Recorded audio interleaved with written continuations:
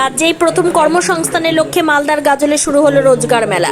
তৃণমূল পরিচালিত গাজল পঞ্চায়েত সমিতির সহযোগিতা এবং তপশিলি জাতি আদিবাসী প্রাক্তন সৈনিক কৃষি বিকাশ শিল্প কেন্দ্র নামক একটি সংগঠনের উদ্যোগে সরাসরি বেশ কিছু বেকার যুবক যুবতীদের হাতে বেসরকারি সংস্থার বিভিন্ন পদে কাজের জন্য নিয়োগপত্র তুলে দেওয়া হলো এই মেলার কর্মসূচি থেকে। মঙ্গলবার মালদা জেলার গাজল ব্লকের পঞ্চায়েত সমিতির সংলগ্ন একটি সাংস্কৃতিক ভবনে এই রোজগার মেলা অনুষ্ঠিত হয়। সেখানে গাজল সহ জেলার বিভিন্ন প্রান্ত থেকে শিক্ষিত ছেলেমেয়েরা নিজেদের জীবনপঞ্জি সহ সমস্ত নথিপত্র নিয়ে উপস্থিত হন। এরপরে প্রশ্ন উত্তর এবং মেধাবীপনা খতিয়ে দেখে এই নিয়োগপত্র দেওয়া হয়। সংশ্লিষ্ট সংগঠন সূত্রে জানা গিয়েছে, পশ্চিমবঙ্গ সহ দেশের বিভিন্ন প্রান্তে বেসরকারি বিভিন্ন ধরনের শিল্প প্রতিষ্ঠানগুলিতে এই রোজগার মেলার মাধ্যমে শিক্ষিত ছেলেমেয়েরা বিভিন্ন পদে কাজের সুযোগ পাবেন। এই সংগঠনের মাধ্যমে বিভিন্নভাবে এই রোজগার মেলার প্রচার তুলে ধরার কাজ শুরু করা হয়েছে।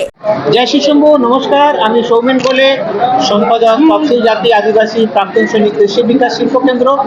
আমরা আজকে আমাদের সংস্থার উদ্যোগে এবং এই মালদা জেলার গাজল ব্লকের পঞ্চায়েত সমিতির সভাপতি মজিদুল ভাই আমার ডান দিকে আছেন, ইনার এবং মালদা জেলার জেলা পরিষদের সদস্য দীনেশ পুরী মহাশয়ের সংমিশ্রণে আমরা মালদা জেলার গাজল ব্লকে অন্নদা সংকট সদনে, অর্থাৎ এই ব্লকের আন্ডারে যে গভর্নমেন্ট হল আছে সেখানে আমরা একদিনের নিশ্চয়ই দেখতে পাচ্ছেন রোজগার মেলা, যাকে জব ফেয়ার বলা হয়, এটা আমরা অনুষ্ঠিত করলাম। পঞ্চায়েত সমিতির সভাপতি ছিল অত্যন্ত খুশি, কারণ আমার যে ব্লক, আমার যে এলাকা, তাতে এখানে এটা এসটি অধ্যুষিত এলাকা।